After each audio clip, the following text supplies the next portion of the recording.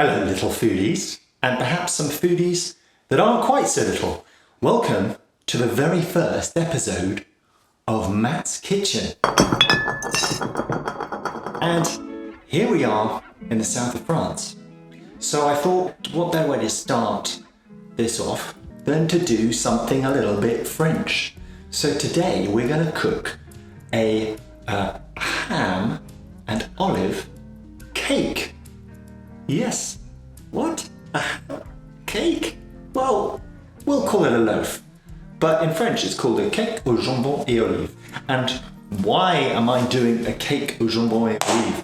Well, because this is a recipe that I used to do when I was a child. And it's a lot of fun and it's super easy to make. So come on, let's get started.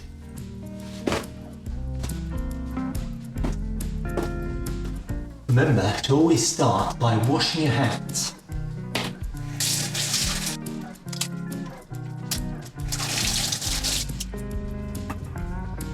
And putting on an apron. Then you need to make sure you have a clear space to work. Now, if that's in the kitchen, you might need a little stool or a chair or something to stand on to make sure you're at the right height. Or you might find it easier at the kitchen table. Anyway, I think just here will work for me. Okay, so we need to get everything together that we might need for this recipe. And I've put a list of that in the description below, so as well as the rest of the recipe. You might want to take a bit of time to read through that with someone, maybe a grown-up, and make sure you've got all the ingredients and all the things you need. So let's have a look together. So what we need is a large mixing bowl to do the mixture in. That's super important. We'll need a spatula or wooden spoon, one or the other will do fine, a knife and fork, but not for eating with, and a teaspoon measurer, that's important. And the most important thing we need is a bread tin. Now, this is the one I'm going to use. It's about 8 inches by 4, but you don't have to use one exactly that size, as long as it's approximate that size. So this is another example of one that you could use. It's a bit longer and narrower, but it's the same kind of size. The mixture will fit in there, and that's what you want to make sure. Okay, we might need a cooling rack. This is optional, but for when we take it out of the oven. Also, a board to put it on and cut it up, or we could do that on a plate as well. Finally, another couple other bits which might be handy. I've got here an anti-slip mat, which I find is very useful, and I put that under a bowl or under a board, and it stops things moving around and making more of a mess than I do already. And I've also got a teaspoon and spoon. It's always handy to have those around when you're doing a bit of cooking. So I'll put that there. Great, so let's pop that under there. And then you might need a cheese grater. I'm not going to use it today because my cheese is already grated. So I'll put that back, and you might need cup measurers or scales. However, this recipe is a bit different in that we're going to use a yogurt pot.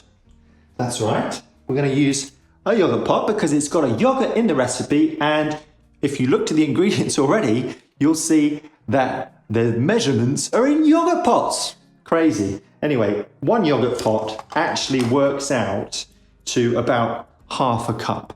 So don't worry if you don't have a yogurt pot, or if you've got a big pot of yogurt, obviously that no longer applies.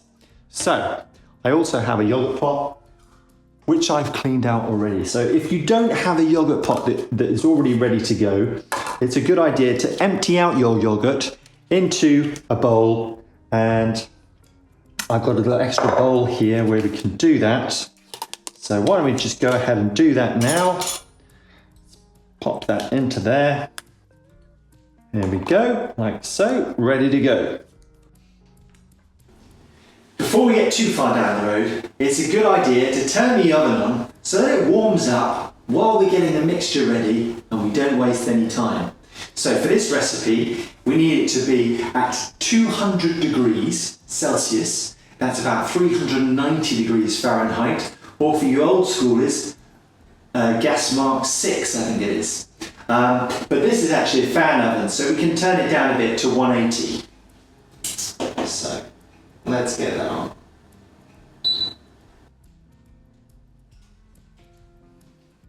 Okay, ingredient time. We've got our yogurt. We're going to use flour, some baking powder. We've got salt, 4 eggs. We've got olive oil.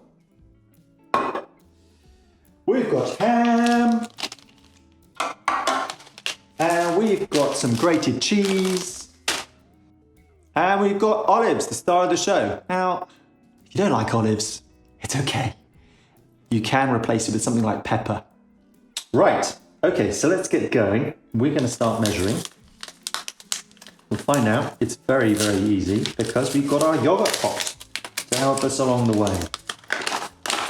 So open up the flour and we've got our little yogurt pot here. So we've got 2 pots of yogurt, 2 pots of flour. See, I'm confused about what's going in this yogurt pot. Whoever thought of putting flour in your yogurt pot? Now, we want it to be roughly like that, you see? So not chocker full, don't push it down. That's the amount we're going to go for. Pop that into our bowl. That's pot number 1. Pot number 2. Oh, I'm making a mess. We keep our hand over the bowl, it won't make such a mess. There we go, that's pot number 2. Right. Boom, first ingredient in. Okay, we've got our flour. Next thing we're going to do is get our baking powder. Now, in France, they come in handy little packets like this, and it just so happens, as it's a French recipe, it's the whole packet, which makes it very easy. But I want to show you, because it's going to work out to be about 2 teaspoons. And I want to point out at this point, teaspoon, like you have in the kitchen, there's not all, they're a bit random sized. You can get also measuring teaspoons like this, and they're very precise measurement, which can be handy when you're doing certain things. So let's pop that in there. We'll see. Baking powder. There's 1. Ooh, level up. Ooh, making a right mess. That's 1. And this should be 2. Okay, so next we have got eggs. Now, for the eggs, it's always a good idea if you're not too good at breaking eggs, which I sometimes have a problem with, if I'm honest. It's a good idea to get a separate bowl. That way, in case some shell gets in, it's much easier to fish it out without getting the flour involved. Also, for this, we want to mix up the eggs a bit before we put it into the flour. So I'm going to break them into this bowl here. Oh, you see, I've got some shell in there. There's a perfect example for me to demonstrate how to get some shell out. So the best thing to get shell out is not your fingers, it's not a spoon, it's actually shell. Would you believe it? Look at this. I want to show you how when you get the shell, what happens? It sort of is attracted to the shell. And I find, maybe not in this case, it's usually much easier to get the shell out with anything. Oh, here we go, drop the whole thing in. So there we go. Right, a few more eggs.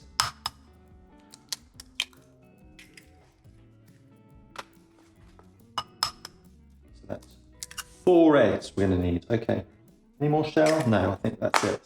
Okay, I've got egg all over my fingers. I'm gonna give them a little rinse. Woo. Oh, that's better. Right, okay, so let's give these eggs a little bit of a whisk. Break the yolks up. Not too much, just a slight whisk. And then they're going to go into the flour. But let's have a little bit of a tidy up, because it's good to keep the area clear. And this area isn't that clear. So we're done with the flour. We can move that. Done with the egg shells, we move those. Right, what's next? We'll put the egg into the flour. Now, in it goes. And then what we can do is use the same fork and give that a mix with the fork that you've just used until it's all sort of comes together. And this is called a batter when you have flour and eggs. Now, do you see how it's starting to sort of, there's still flour at the bottom that's not mixed in there?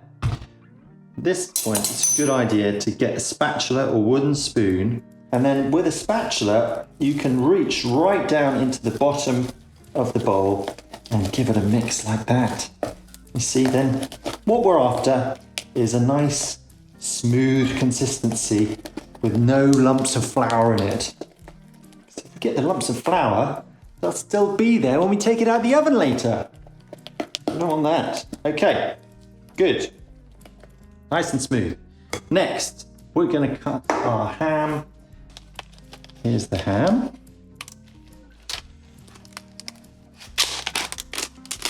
Now you can use other things. You can use something like a turkey ham or vegetarian ham. Oh, this one's a bit soft. And it's up to you. You can use one slice or two, depending on how much you like. Or you could put none in at all. That's the great thing about this recipe. Do what you want. Just slice it into bits like that. And we'll go the other way as well. Oh, it's all kind of falling apart, but it doesn't matter. It's just going to all go in the mixture. So if it's already falling apart like that, we can just do that. Great. Now, this now goes in here. Right, so we've got our ham in there. Let's give that a mix up so that it's well combined. And what we don't want is any big clumps of ham all around the mixture like that. Okay, next we can put it in the yogurt we got earlier. So that can go like that. And then the other 3 ingredients, actually it's 4 ingredients, because we forgot to put the salt in. So a bit of salt, it's just really a good pinch. That's about a pinch. Like that. Now, I will note here that sometimes some of these ingredients, like the ham or the cheese, if you use feta cheese, it's got a lot more salt in it.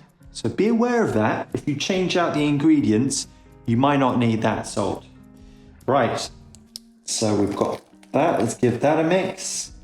And we've got the cheese. Now, luckily for me, it's in a packet that happens to be the exact size. Now, I hadn't planned this, so I guess that's a shortcut for me, but you might need to grate it and measure it. And it works out to be about 2 cups. So you can use a cup measurer if you don't have scales. So that goes in as well. And again, we give it a mix. Nice lot of cheese for the cheesy goodness. And then finally, we've got the olives and olive oil. Now, these olives are in water, so sometimes they're not, but we're going to drain that off. So I'm just going to drain this off in the sink carefully. Now you might need a colander to do that. And actually, I've just realised that these olives are not quite enough. But it doesn't matter if there's not quite enough. As long as it's approximate amount, and they go in the bowl like that. Okay, so now what next? Then we've got the olive oil.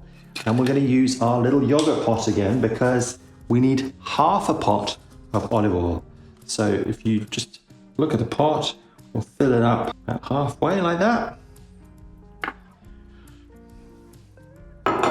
And that goes in. And then we give it one last good mix around. Oh, it smells good already. Right, so that's ready to go into our tin. But what I didn't do earlier was I didn't line the tin. So let's do that right now. If I move this out the way and this out the way as well, and I will show you a top tip for lining tins. So we've got some parchment paper here. It's a hard thing to work out to how to get the right amount into that hole.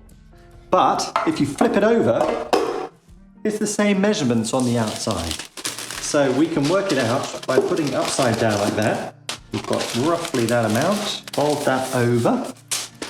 And then you might want to use your knife again to gently slice through the paper.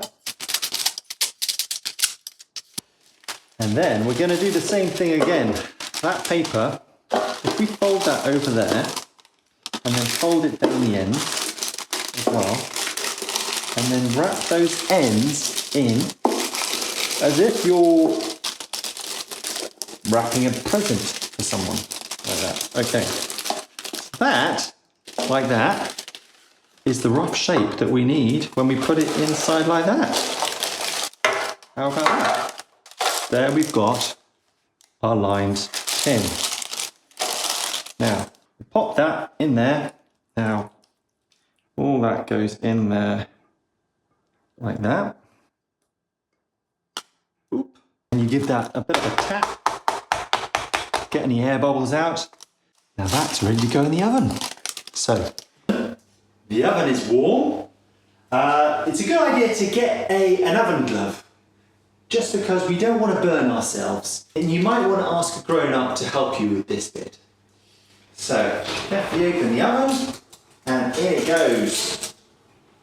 It's going to be in there for about 45 minutes. So set a timer so you don't forget. And also keep an eye on it from time to time. I can't tell you how many times I've burned something and then it's been a very disappointing situation. So, while that's cooking, it's a perfect time to clean up the mess you've just made and maybe do some washing up. That might make someone very happy.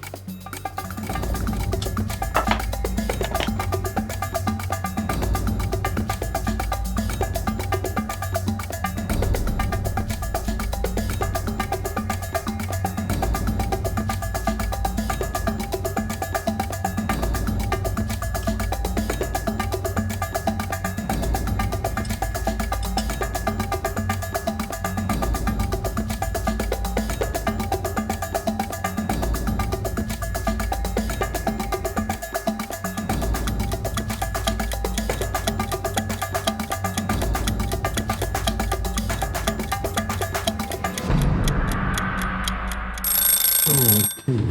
Oh, that looks good. Let's have a check. Oh yeah, clean as a whistle. Out she comes. So good. Okay. Got to be really careful not to burn yourself. Now, you saw me use the skewer just now to test. And what that is that you stick it into the middle of the cake, leave it for a second or so, and you pull it out. If it's clean, it means that it's all cooked. There's no gooey bits there, and that's all done. So that's brilliant. Now, while this is cooling, let me tell you a little bit about this cake aux olives et jambon. Well, legend has it that Mr. Ham and Miss Olive got together one day and they said, how is it that pineapple is allowed to go on the pizza? This is ridiculous. Oui, it is ridiculous. The pineapple does not belong on the pizza. Well, so this conversation went on, and then they thought, if pineapple is allowed on a pizza, then we shall go in a cake. And that's how the cake au jambon and olive came about. But it's been around a rather long time. Cakes a bit like this were found in the tombs of Pharaoh. When they put the pharaohs in the tombs, after they died, they put a cake with them to take into the afterlife. How about that? crazy things. Okay, I think this is cooled a bit enough now. We can put it onto the rack. So we'll need the oven gloves on again because we don't want to burn ourselves. We'll just do that. I need to loosen it. So, oh dear, the paper's ripping on me. There we go. Okay. Oh, let's leave that there. Put that on the side. Oh, you can see already what it looks like. Look at that. Oh, it's gonna be good. Oh, I can't resist it. So I'm gonna have to go away and do something else. Otherwise, I'll just start munching into it. Okay, I think that's cooled down enough now. So let's get some cutting on the go. Are we ready for this? Loaf, olive and ham loaf. Okay, we're gonna move it over here. Make sure your hands are clean again at this point. If you've gone away and done something else, remember to wash them. I just did that. Take my word for it. Okay, so, are we ready? Drum roll, drum roll. Okay, here we go. First slice, look at that. Oh, just goodness, goodness. Oh, it's got the olives. It's got the bits of ham. Can you see the bits of ham? Oh, it smells so good. I'm gonna have a bite. Oh, yes. Oh, I'm ready. Oh.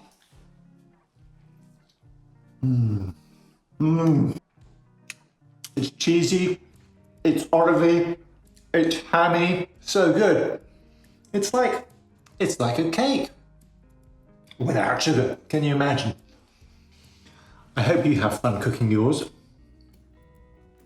Don't forget to please like this video, and if you want more of this, please subscribe too.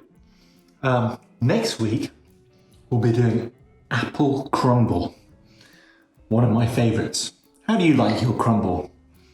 With cream or custard? Or what about ice cream? Oh yes. See you next week.